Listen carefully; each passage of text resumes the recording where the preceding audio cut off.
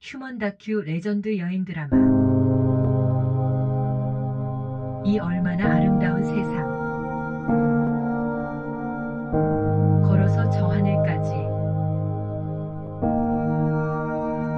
제일부 바람에 구름 가득. 라오스 여행 40째 날 의학. 비몽사몽 꿈인지 생신지. 제2단락.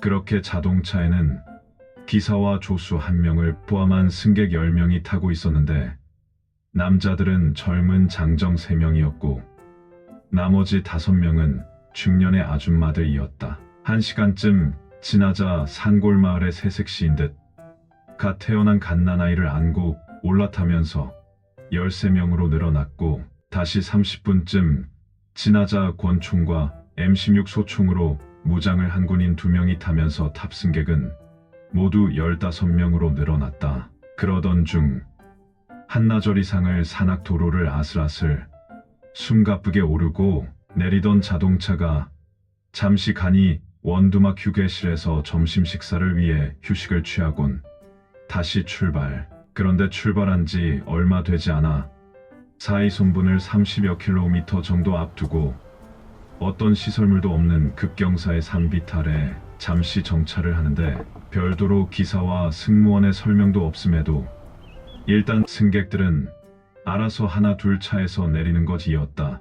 혹시나 나는 자동차에 무슨 문제라도 생겼나 싶어 걱정이 될 수밖에 없었는데 옆 사람에게 넌지시 물어보았더니 아니 웬걸 우려했던 고장은 아니고 단순히 자동차 지붕 위에 바나나를 싣고 가기 위해 약 1시간가량 지체한다고 멀리 가지 말고 적당한 그늘 등에서 쉬라고 하는 것이었다. 아니 바나나를 대체 얼마나 실으려고 1시간이나 걸린다고 하는지 전혀 실감이 나지 않았는데 잠시 후 기렵 숲속에서 바나나를 꺼내기 시작하는데 무려 그 크기와 숫자가 상상을 초월할 정도로 쉴 새 없이 엄청 나오고 있었다. 물론 평소 내가 알고 있던 단순 바나나가 아니었는데 실제 크기는 1m 정도로 줄기에는 바나나가 주렁주렁 달려있는 커다란 뭉터기들로 슬쩍 들어보니 바나나 한 뭉치가 20kg은 좋게 되고도 남을 무게로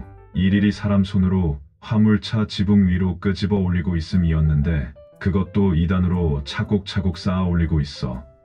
시간도 많이 걸리겠지만 무엇보다도 그 무게를 어찌 감당하려는지 훨씬 중량 초과가 확실했음이었다. 과연 저 많은 바나나를 싣고도 이 낡은 자동차가 가파른 저 산들을 오를 수 있을까? 나는 불안한 마음에 의문이 아닐 수 없었는데 그러나 다른 승객들은 그런 위험 부담 등엔 전혀 안중에 없는 듯 바나나가 싸다며 한 송이씩 사서는 맛을 보는 등 그저 사서 챙기기 바빴고 전혀 무덤덤한 모습들이 전부였다. 이윽고 엄청난 바나나에 짓눌린 자동차가 움직이기 시작했는데 30분쯤 안간힘에 굉음을 토하며 억지로 산을 기어오르더니 차츰 하늘이 가까워지고 있음을 느낄 즈음 이 지역에서 가장 높은 해발 1800여 미터 정도의 산마루를 오르기 시작했는데 아니 그 경사도가 무려 20%는 넘을 듯이 가팔랐는데 그래도 그럭저럭 오르는가 싶더니 어느 순간 자동차의 엔진이 한계를 넘어서는 듯 그동안의 소리와는 많이 다른 쇳소리가 요란하게 들리면서 앞불싸 갑자기 엔진 소리가 멈추면서 둔탁한 자동차 기어가 풀리는 엄청난 소리를 끝으로 급속히 자동차는 뒷걸음질 치기 시작. 10여 미터쯤 미끄러지더니 역시 무게를 견디지 못한 브레이크까지 파열돼 버리고 급기야 우려했던 도로 박벼랑으로 자동차가 추락하기 시작하는데 눈 깜짝할 사이 절벽 중간에 걸려 이내 쿵 하는 소리와 함께 외마디 비명 소리들이 들려왔고 자동차 네 바퀴가 하늘을 향해 뒤집혀지면서 뒹굴더니 곤두박질 치고 있었다.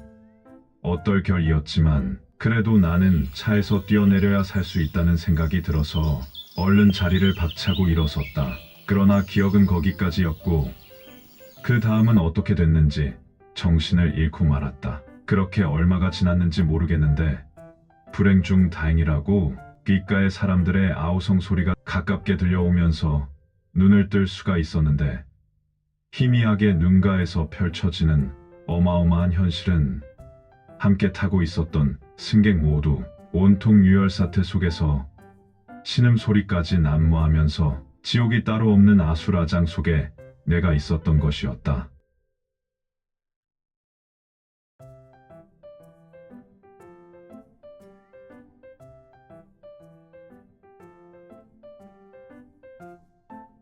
감사합니다. 다음 편에서 계속됩니다.